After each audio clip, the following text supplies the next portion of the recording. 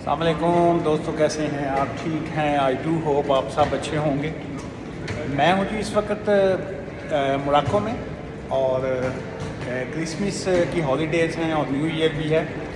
तो मैं यहाँ से आपके साथ मोरक्को को भी आपको दिखाऊंगा और आपके इमिग्रेशन और बाकी जो लॉज हैं उसके भी सवालों के जवाब भी दूंगा साथ साथ। जो हमारा टिकटॉक का अकाउंट है उसके ऊपर ये सवाल पूछा हुआ था कि जी ये जो मैरिज विजिटर वीज़ा है ये क्या होता है। तो उनको मैंने मैसेज लिखा था कि जी कि ये वाला सवाल का जवाब जो है हम यूट्यूब चैनल पे मैं ऐड करूँगा। अच्छा देखिए, मैरिज विजिटर वीज़ा ये होता है कि जैसे एक normal general standard visitor visa होता है, इसी तरह ये जो स्टैंडर्ड विजिटर वीज़ास होते हैं उसकी डिफरेंट किस्म की शाखें आप कह लीजिए, उसकी आप ब्रांचेज आप कह लीजिए कि जैसे किसी का फैमिली विजिटर वीज़ा है, जनरल विजिटर वीज़ा है, मेडिकल विज़िट पे आप आना चाहते हैं। इसी तरह मैरिज के हवाले से भी ये होता है कि जी कि हम वहाँ पे मैरिज के लिए कि कोई रिश्ता देखना जाना चाह रहे हैं, या वहाँ पे वो बेसिकली आप उस वीज़ा के ऊपर आके यूके में अपनी मैरिज को रजिस्टर्ड नहीं करवा सकते हैं। अगर आप यूके में आके मैरिज को रजिस्टर्ड करवाना चाहें so then that's called a fiance visa, जो है आपको मंगेतर का वीज़ा लेके आना पड़ता है। दैन विद इन 6 मंथ जो है आपको यहाँ पे शादी रजिस्टर्ड करना होती है। लेकिन ये जो मैरिज विजिटर वीज़ा है ये होता है कि जी कि हमने वहाँ पे एक रिश्ता देखा हुआ है तो सिर्फ उसको हम मज़ीद उसको देखने जा रहे हैं या किसी से मिलने जा रहे हैं, तो इसलिए that's called a reason for visit जो है वो वहाँ पे आप लिखते हैं कि जी कि इसकी वजह जाने की मैरिज है।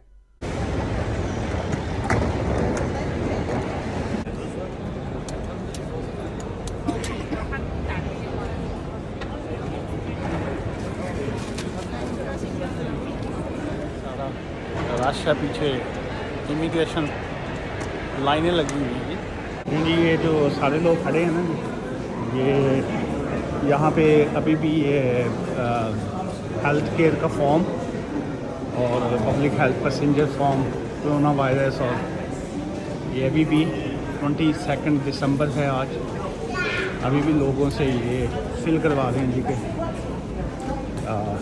कौन सी फ़्लाइट से आप आए, सारा ऑल डिटेल्स।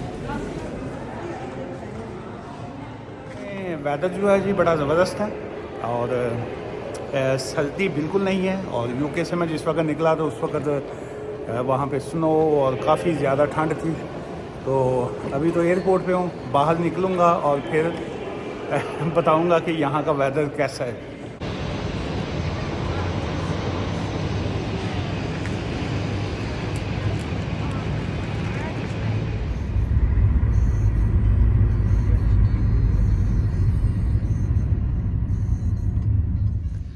जी, अपने अपार्टमेंट में मैं पहुंच गया हूं, और एक और सवाल है लास्ट जो किसी दोस्त ने पूछा हुआ था, उनने मैंने प्रॉमिस किया था कि आज की वीडियो में वो वाला सवाल का जवाब मैं लाजमी दूंगा।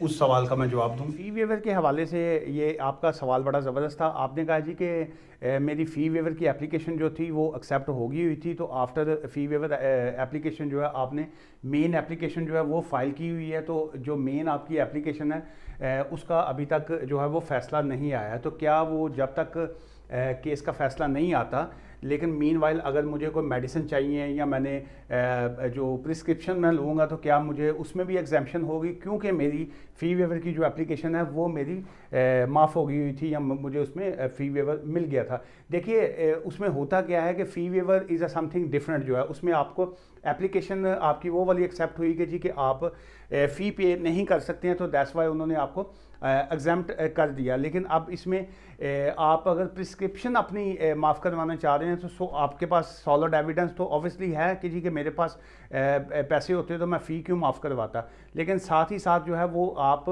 वहाँ पे लिखना पड़ेगा आपको कि जी के क्या रीज़न्स थी आपकी। लेकिन नॉर्मली और टेक्निकली और लीगली अगर हम कहेंगे तो आपको उसकी प्रिस्क्रिप्शन की फ़ीस देनी पड़ती है, लेकिन आप वहाँ पे क्लिक कर सकते हैं। और अगर खुदा न खास्ता कल को कोई इश्यूज़ आते हैं कि वो आपको बिल भेजते हैं या बाकी ऐसी चीज़ें होती हैं, तो आप उनको बिल्कुल एक्सप्लेन कर सकते हैं कि जी मेरे पास तो फ़ी नहीं थी, दैट्स वाई तो मैंने फ़ी वेवर की एप्लीकेशन करवाई थी और मुझे जो है ट्रीटमेंट चाहिए। सो ऑब्वियसली ये आपका इलाज करवाना जो है, ट्रीटमेंट लेना जो है, ये आपका ह्यूमन राइट्स है। सो इसमें मैं नहीं समझता कि आपके लिए कोई दिक्कत आएगी। लेकिन इसी सवाल से रिलेटेड मैं एक और चीज़ बताता जाऊँ।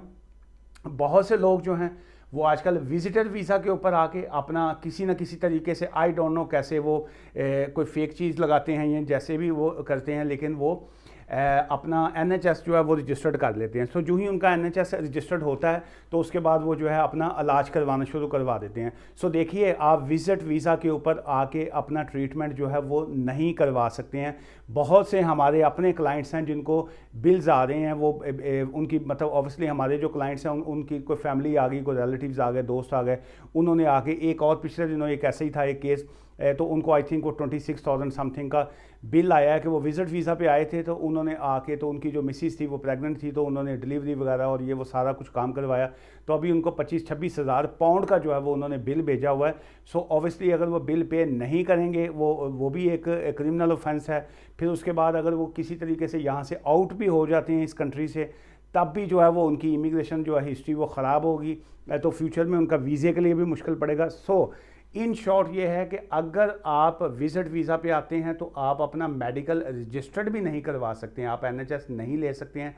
अगर किसी ने कोई मेडिकल रीजंस उसकी हैं तो वो विजिट की बजाय वो मेडिकल वीज़े के ऊपर आएँ, ताकि अगर उन्होंने अपना ट्रीटमेंट करवाना है। एक तो ये बात होगी।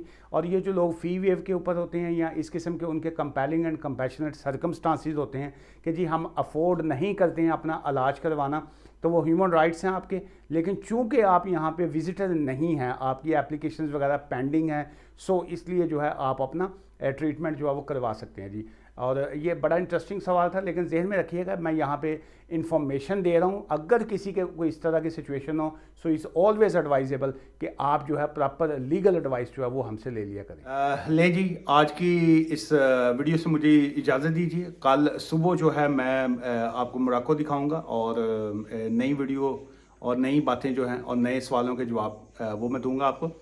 सवाल पूछते रहा करें, सवाल पूछने से आपका जहन भी खुलता है और मुझे जवाब देने का भी मौका मिलता है। और लेकिन यहाँ पे सिर्फ अवेयरनेस देना मकसद होता है। एडवाइस के लिए यहाँ हमारे ऑफिस आया करें, या आप फ़ोन एडवाइस लिया करें, या प्रॉपर तरीके से काम करवाया करें। दुआ में याद रखिए। Take care, bye for now.